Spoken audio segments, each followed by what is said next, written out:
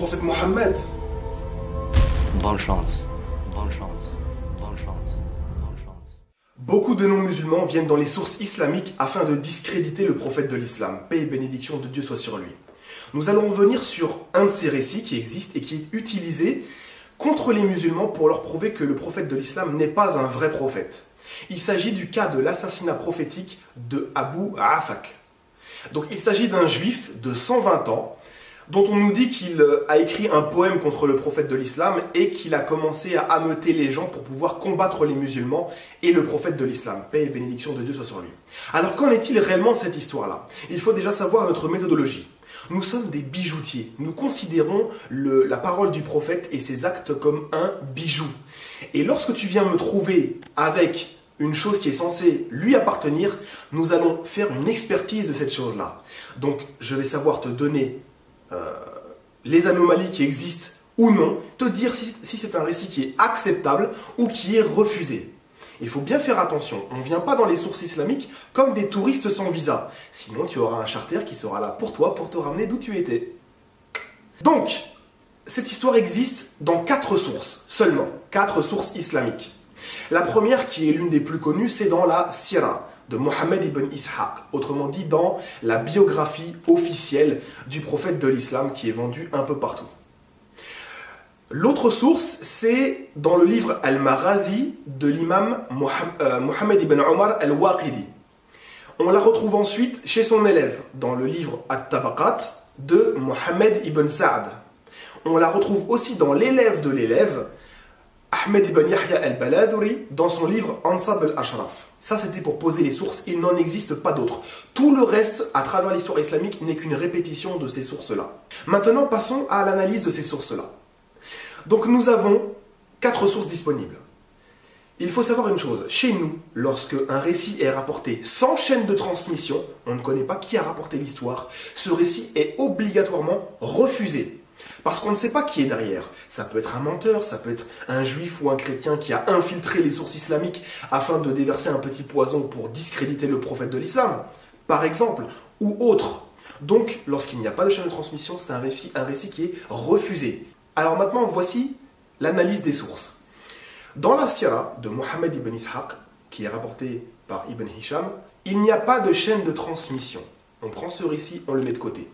Dans le livre de Al-Baladhuri, il n'y a pas de chaîne de transmission. On le met de côté. Dans le livre de Ibn Sa'd, c'est rapporté 2 fois. Une fois sans chaîne de transmission, on prend, on met de côté. Et une fois avec une seule chaîne de transmission, et c'est la même chaîne de transmission que nous retrouvons chez son maître, Mohammed ibn Omar al-Waqidi. Alors, c'est la seule chaîne qui existe dans tout le patrimoine islamique sur cette histoire-là. Mais est-elle exempte d'erreurs, de problématiques? Ou alors est-elle acceptable? Nous allons vérifier cela ensemble. Alors, Mohammed ibn Omar al-Waqidi rapporte l'information de Sa'id ibn Muhammad al-Zurqi, qui lui-même rapporte l'information de Umara ibn Ghaziya. Et aussi, Abu Mus'ab Ismail ibn Mus'ab ibn Ismail ibn Zayd ibn Thabit. Ça, c'est la chaîne de transmission. On a un complément d'information qui nous dit en fait quand est-ce qu'il aurait été assassiné, donc la 20e année de l'Hégire. Cette information-là nous est rapportée par Mohammed ibn Omar al-Waqidi, toujours le même, ensuite par Ma'in ibn Omar, et ensuite par Ibn Ruqaysh. C'est un petit peu technique, mais si vous comprenez bien la situation et que vous écoutez bien ce que je dis, ça va être très simple. Alors, Mohammed ibn Omar al-Waqidi, qui est le premier médium de la chaîne, cette personne-là est considérée comme un menteur et un forgeur de hadith dans la science islamique.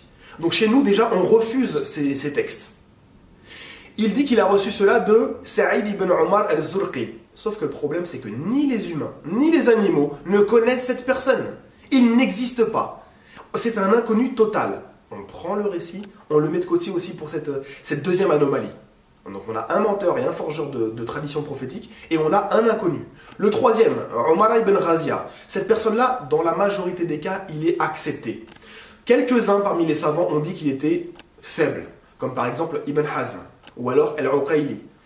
Voilà, il y a une petite divergence, mais il semblerait qu'il soit accepté. Et si on continue la chaîne de transmission, même Mus'ab ibn Ismail, cette personne-là, on sait qui c'est, mais on n'a aucune information donc de dépréciation ou d'appréciation, ce qu'on appelle le jarh wa ta'dil chez nous, À propos de cette personne-là, donc déjà le fait de ne pas avoir d'informations sur lui, savoir s'il est fiable, pas fiable, menteur, etc., on ne sait pas.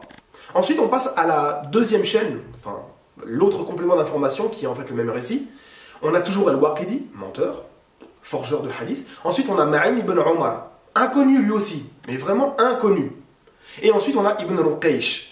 Il s'agit de Abdurrahman ibn Ruqaysh, dont on n'a qu'une seule notice dans tout le patrimoine islamique. Et c'est dans le livre de Ibn Sa'd, que j'ai cité tout à l'heure, qu'on trouve cette notice au numéro 363. Donc déjà, même ça, c'est un peu étrange qu'on n'ait pas plus d'informations que cela. Il semblerait que ce soit un compagnon qui ait fait la bataille de Uhud, mais on ne sait rien d'autre. Donc on a encore un inconnu, un menteur et une personne sur qui c'est pas très clair. Donc on voit que Mohammed ibn Omar al-Waqidi a rapporté de deux inconnus l'information à propos d'Abu Afak. Donc on prend cela et on met de côté. C'est une histoire qui a été inventée de toutes pièces et qui circule dans les traditions islamiques. Pourtant, aucun recueil de hadith n'a rapporté cela. Aucun, ça n'existe pas. Aucune exégèse n'a rapporté ce récit-là à travers l'histoire islamique, sauf le cas, l'exégèse très contemporaine de Ibn Ashur, qui l'a rapporté, mais qui se base sur les mêmes sources. Donc, où que vous trouviez cette histoire, vous la prenez et vous la barrez. Le prophète n'a jamais commandité cela. D'ailleurs, même à l'intérieur du texte, il n'y a pas que les problèmes de chaîne de transmission. À l'intérieur du texte même, il y a des problèmes. Un coup, c'est le prophète qui l'envoie. Un coup, c'est le compagnon qu'on a envoyé qui prend l'initiative tout seul de le faire. Donc, contenu et chaîne de transmission, le récit est faux.